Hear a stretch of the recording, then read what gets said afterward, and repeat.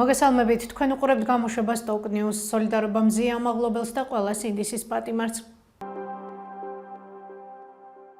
ახალციხის ნომერ მე-5 საჯარო სკოლის სამოქალაქო განათლების მასწავლებელი ნათია ნებერიძე სამსახურიდან გაანთავისუფლეს. ამის შესახებ მან პოსტი სოციალურ ქსელში გამოაქვეყნა. ნებერიძემ დამატებით კომენტარი ჩვენს რედაქციასთან არ გააკეთა. ახალციხის ნომერ მე-5 საჯარო სკოლის დირექტორი ინგა ვარდიძე ჩვენს კითხვებს არ პასუხობს, ხოლო რესურს ცენტრის ხელმძღვანელი ჩვენს ზარებს. თემაზე მუშაობას განვაგრძობთ.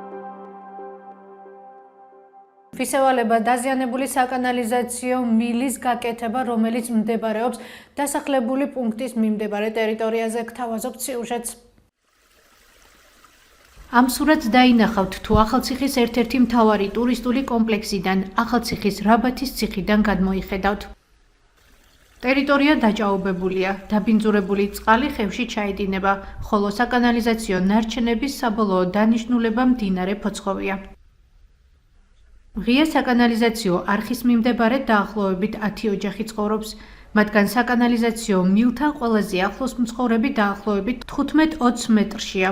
ამბობენ, რომ მომრავლდა ქვეწარმავლები და მწერები. აწუხებთ უსიამოვნო სუნი, რომელიც ამ ტერიტორიიდან ვრცელდება. ჩვენი რედაქცია ამ პრობლემის შესახებ 2021 წლიდან მუშაობს. თითქმის 5 წლის განმავლობაში პასუხისმგებელი უწყებებიდან ასეთი კომენტარები კეთდებოდა. გაერთიანებული წყალმომარაგების კომპანიაში 4 დღიანი ლოდინის შემდეგ მხოლოდ იმას გვეუბნევიან, რომ რაბათის დასახლებაში საკანალიზაციო ქსელი მათი არაა და დამატებითი დეტალებისთვის მუნიციპალიტეტის მერიასთან გადაგვამისამართეს. დაუკავშირდით ახალციხის მუნიციპალიტეტის მერიასაც, მათგან ინფორმაციის მიღებას პარასკევის შემდეგ ველოდებით. თემაზე მუშაობის დროს ვერ გავარკვიეთ ჩაუტარდა თუ არა და როდის რაიმე სახის რეაბილიტაცია მილს, ან დაიგეგმება თუ არა ტერიტორიის ნორმებში მოყვანა. ინფორმაციის მისაღებად ახალციხის მერიიდან საჯარო ინფორმაცია გამოვითხოვეთ. ვისევალება პრობლემის მოგვარება და რატომ არ გვარდება. თვითმმართველობის საკითხების სპეციალისტი მაგდა პოპიაშვილი ამბობს, რომ ქვეყანაში დაწესებული პრაქტიკა წყალმომარაგებასთან და წყალარენებასთან დაკავშირებით არასწორია. თუ ახლა მუნიციპალიტეტებში უბნებისა და სოფლების ნაწილს წყალმომარაგების კომპანია, ხოლო ნაწილს მერია ემსახურება, საჭიროა ეს პრაქტიკა შეიცვალოს. სრულად მუნიციპალიტეტს გადაეცეს და წყალმომარაგების კომპანიას აღარ დაექვემდებაროს. თუ გაერთიანებული წყალმომარაგების კომპანია არის მთელ ქალაქში შესული და არ არის ის უბან შესული, რომ იმ უბანში სადაც მაგალითად გამართულია როგორც წყალმომარაგების, ისე წყალარენების სისტემა, იქ მე ვოპერირებ და სადაც არ არის გამართული იქ მუნიციპალიტეტი, ასე უბრალოდ ვერ იქნება. გაერთიანებული წყალმომარაგების კომპანია ოპერირებს მუნიციპალიტეტებ ადმინისტრაციულ ცენტრებში და მათზე მიბმულ სოფლებში, იმ ტერიტორიებზე, საიდანაც გადასახადის ამოღება შესაძლებელია. მუნიციპალიტეტები ოპერირებენ იმ სოფლებში, რომლებშიც მოსახლეობა ნაკლებია, გამრიცხველიანებული არ არის და შესაბამისად იქიდან არანაირი შემოსავალი მუნიციპალიტეტს არ აქვს, პირიქით მუდმივი ხარჯი აქვს და ეს სამსახურები მუნიციპალურ თანხებს ხარჯავენ იმისთვის, რომ მინიმალურად მაინც მოახერხონ იქ რაღაცის გაკეთება, მინიმალური შეკეთება მილების და სათავე ნაგებობების და ასე შემდეგ და როგორ კეთდება ესეც კარგად ვიცით, ხო?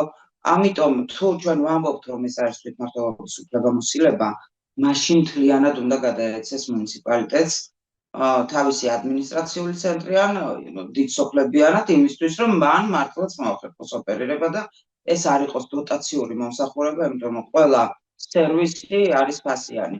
შეუძლებელია სერვისი მიიღოს მოსახლეობამ და მასში არ გადაიხადოს ხო გარკვეული თანხა. ახალციხის მუნიციპალიტეტის 2025 წლის ბიუჯეტის მიხედვით წყალსადენებისა და საკანალიზაციო ქსელის რეაბილიტაციისთვის 9 მილიონზე მეტი ლარია გათვალისწინებული, ხოლო აიბ ახალციხის მუნიციპალიტეტის წყალმომარაგება და წყალარენებისთვის 900.000-მდე ლარი.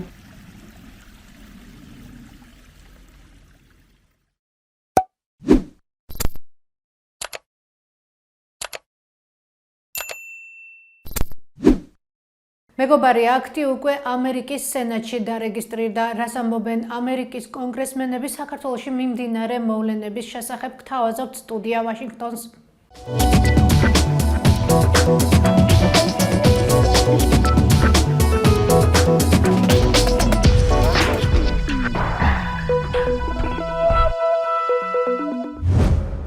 მეგობარი აქტი საკანონმდებლო გზას ამერიკის სენატშიც იწყებს. საკანონმდებლო აქტი, რომელიც საქართველოს მოსახლეობის პროდასალური მისწრაფებების მხარდაჭერას და არადემოკრატიული ნაბიჯებისთვის საქართველოს მთავრობის პასუხისმგებლობის დაყენებას ისახავს. მიზნად აქამდე რესპუბლიკელი კონგრესმენის ჯო ვილსონის ინიციატივით საკანონმდებლო ორგანოს ქვედა წარმომადგენელთა პალატაში იყო წარდგენილი.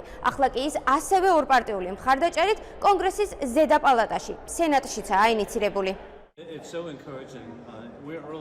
ეს ძალიან გამამხნევებელია. ჩვენ საკანონმდებლო სესიის ადრეულ ეტაპზე ვართ და მეგობარი აქტი ახლა უკვე სენატშიც განიხილება. ლიდერები დგამენ ნაბიჯებს იმავე მიმართულებით, როგორიც ჩვენ გვქონდა, როცა მეგობარი აქტი რესპუბლიკელებმა და დემოკრატებმა წარმომადგენელთა პალატაში ორპარტიული მხარდაჭერით წარვადგინეთ. ყველაფერი იმაზე მიუთითებს, რომ ეს კანონმდებლობა წინ მიიწევს. ჩვენ გვსურს თავისუფალი და სამართლიანი არჩევნები ქართველი ხალხისთვის. გვსურს, რომ ის წარმატებული იყოს საკუთარი ნება გამოხატონ. ნება, რომელიც ევროკავშირის წევრად ყოფნაა. ნატოსთან თანამშრომლობის შესაძლებლობაა. ეს ქართველი ხალხისთვის სასარგებლო იქნება.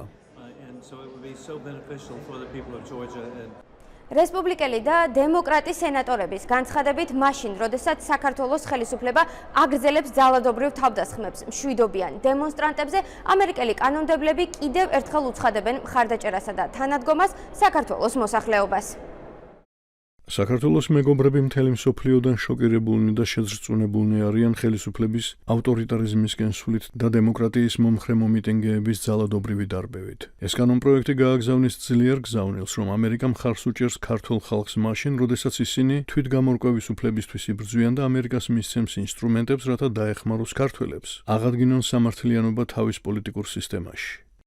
იმ დროს, როდესაც რუსეთი ცდილობს ძირი გამოუთხაროს დემოკრატიებს მთელ რეგიონში, ჩვენ არ შეგვიძლია ზურგი ვაქციოთ მთავარ პარტნიორს, რომელიც თავისუფალი და დემოკრატიული მომავლისკენ ისწრაფვის.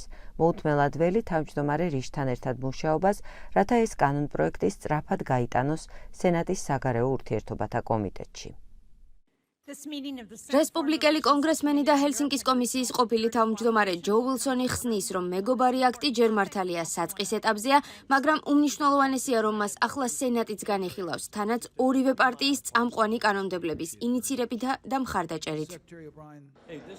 ეს შესანიშნავია. ეს არის მართლაც ორპარტიული და ახლა უკვე ორპალატიანი კანონი. წარდგენილია როგორც წარმომადგენელთა პალატაში, ისე სენატში. ეს ერთ-ერთი უმნიშვნელოვანესი კანონპროექტია.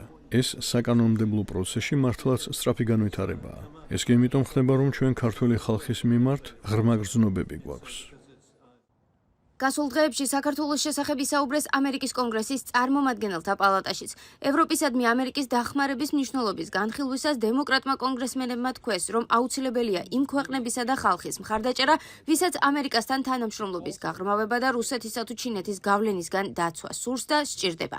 ამის გაკეთება კი ამერიკისავე ინტერესებს შეესაბამება. მათი თქმით, დაუშვებელია საგარეო დახმარების ისეთი პროგრამების გაუქმება ან შეფერხება, რომლებიც პირდაპირ თუ ირიბად სამოქალაქო საზოგადოებას ეხმარება.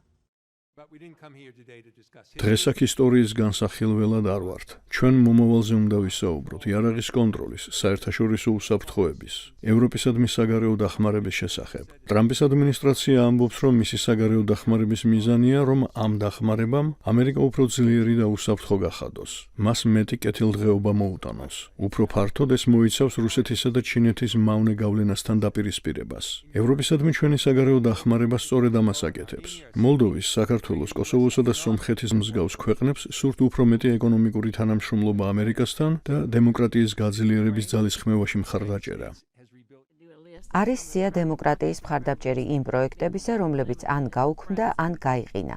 იქნება ეს ქვეყნიდან გაქცეული ბელარუსი დემოკრატი ლიდერების მხარდაჭერა, ბელარუსის დემოკრატიის მხარდაჭერის პროგრამის დაფინანსება, არჩევნების მონიტორინგი კოსოვოში, ციფრული დემოკრატია სერბეთში, დამოუკიდებელი მედია პროფესიონალების განვითარებაში დახმარება სერბეთში, უფრო პასუხისმგებლიანი მმართველობის გაძლიერება სომხეთში, სამოქალაქო საზოგადოების ჩართულობის გაძლიერება საქართველოში, პოლიტიკური პლურალიზმის მხარდაჭერა ბოსნია-ჰერცეგოვინაში.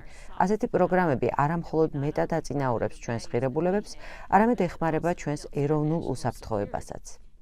კონგრესში მიწვეულ ექსპერტთა ნაწილი ხაზგასმით ამბობს, რომ ევრაზიის რეგიონში, კონკრეტულად კი კავკასიაში, ამერიკის დახმარების როლი უკიდურესად მნიშვნელოვანია და როგორიც უნდა იყოს ვაშინგტონის საგარეო პოლიტიკა, მნიშვნელოვანია სახელმწიფო დეპარტამენტი ხედავდეს, რამდენი რამდევს სასწორზე და წყდება იმის მიხედვით, თუ რა გავლენების ქვეშ მოექცევიან აღმოსავლეთ ევროპის ქვეყნები. მე-20 საუკუნეში ნიკოლას პიკმენმა დაწერა, ვინც აკონტროლებს ევრაზიის რეგიონს, აკონტროლებს მსოფლიოს ბედს. დღეს ეს რეგიონი, რომელიც კონტინენტური ევროპის უდიდეს ნაწილს მოიცავს, ცხარე კონკურენციის საგანია. ახლა ისეთი მნიშვნელოვანია, როგორც არასდროს, რომ ამერიკა ამ რეგიონში აქტიური დარჩეს. სახელმწიფო დეპარტამენტმა შეინარჩუნოს მისი ძალისხმევა სამ რეგიონში, სადაც ამერიკის მხარდაჭერა კრიტიკულად მნიშვნელოვანია და სადაც ამერიკას დიდი შედარებითი უპირატესობა აქვს. მეგობარი აქტი თავდაპირველად ამერიკის კონგრესს გასული წლის მაისში წარედგინა, ივლისში მას წარმომადგენელთა პალატის საგარეო ურთიერთობათა კომიტეტმა მხარი დაუჭირა. თუმცა რესპუბლიკელი კონგრესმენის ჯო ვილსონის ინიციატივით ის თავიდან წარედგინა კონგრესის განახლებულ შემადგენლობას, ეს დაახლოებით 3 თვის წინ მოხდა. მას ახლა ამერიკის კონგრესში 18 თანაწარმდგენი ჰყავს, ჯო ვილსონის გარდა მას ხელს აწერს 8 რესპუბლიკელი კონგრესმენი და 10 დემოკრატი კანონმდებელი.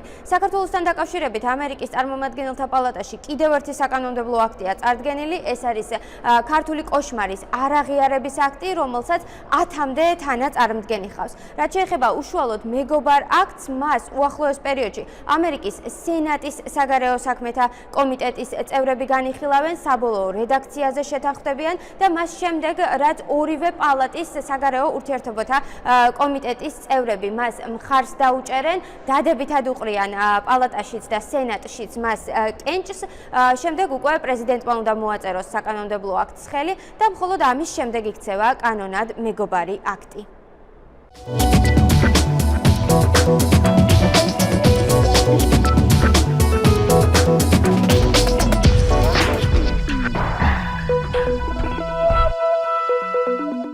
ეს იყო ჩვენს ხელთარსებული დღევანდელი ბოლო ინფორმაცია. მეტი და დეტალური ინფორმაციისთვის ეწვიეთ ჩვენს ვებგვერდს stock.tv/g და Facebook გვერდს stock.tv. გმადლობთ რომ გვიყურებთ. ხვალამდე.